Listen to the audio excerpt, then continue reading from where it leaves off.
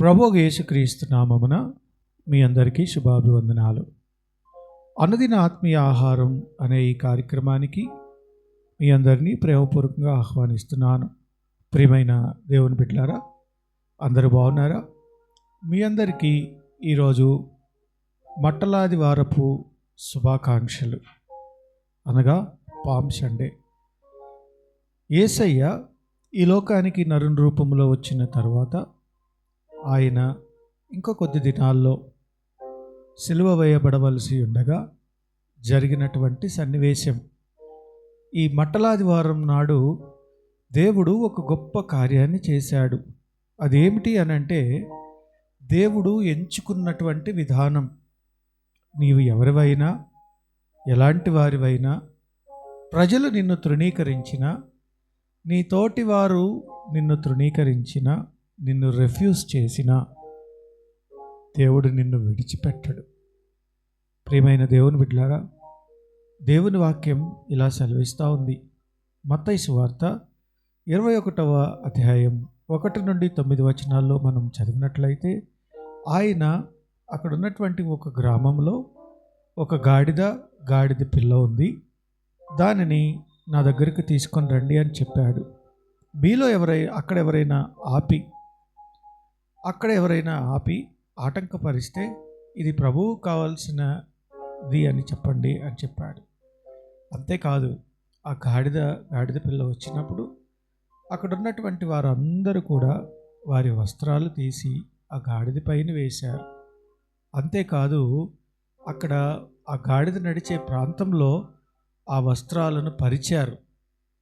యేసయ్య ఆ గాడిద పైన కూర్చున్నాడు.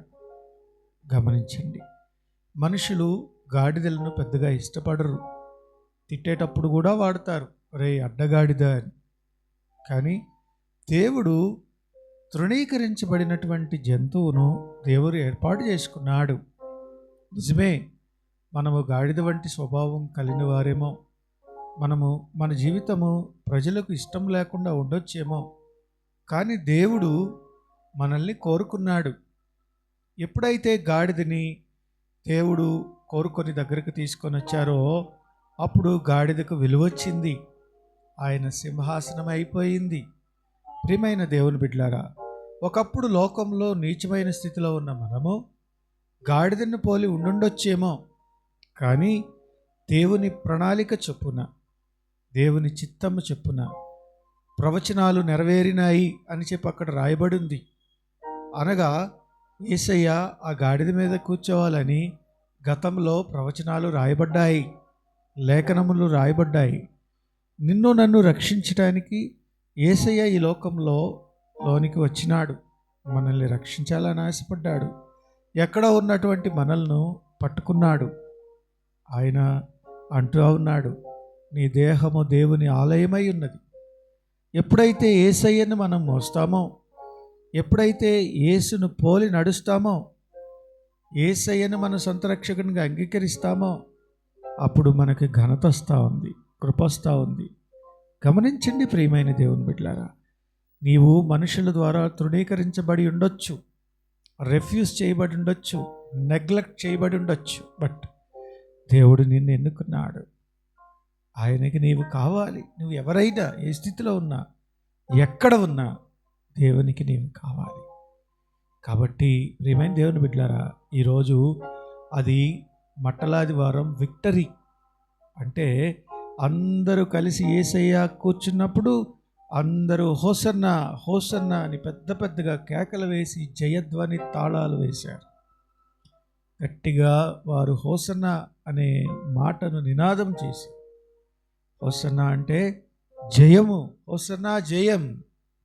యేసయ్య ఈ లోకంలోకి వచ్చినటువంటి ప్రణాళిక నెరవేర్చబడినది. ఆయన 33 సంవత్సరాలు వయసులో ఉన్నాడు. 3.5 సంవత్సరాలు ఆయన చేసినటువంటి పరిచర్య చివరికి వచ్చింది. ఆయన ఉద్దేశం నెరవేరబోతూ ఉంది. కొద్ది దినాల్లో సిలువ వేయబడబోతూ ఉన్నాడు. ఆయన రక్షించాడు. ప్రియమైన దేవుని బిడ్డలారా, నిన్ను రక్షించాలని ఆశపడుతూ ఉన్నాడు. యేసయ్య చెంతకు వస్తావా? నీ విలువ మారిపోద్ది, నీ ఘనత మారిపోద్ది. మనుషులు నిన్ను తృణీకరించిన దేవుడు నిన్ను పైకి లేపాలని చూస్తున్నాడు. చూడండి, అనేక మంది దేవుని సేవకులు ఉన్నారు మన కళ్ళ ముందు. వారందరూ దేవుని ఎరగక ముందు లోకంలో శాపములో పాపములో ఉన్నవారే. కానీ క్రీస్తుని ఎరిగిన తర్వాత వారి వలన అనేక వందల లక్షల వేల మంది రక్షించబడతా ఉన్నారు.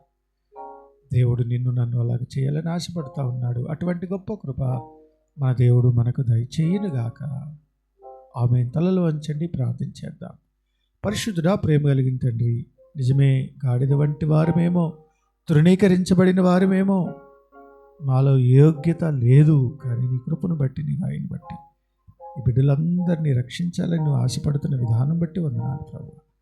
నీకే స్తుతి ఘనత మహిమ చెల్లిస్తూ యేసయ్య పరిశుద్ధనామమున ప్రార్థన చేసి వేడుకొనుచున్నాం తండ్రి, ఆమేన్.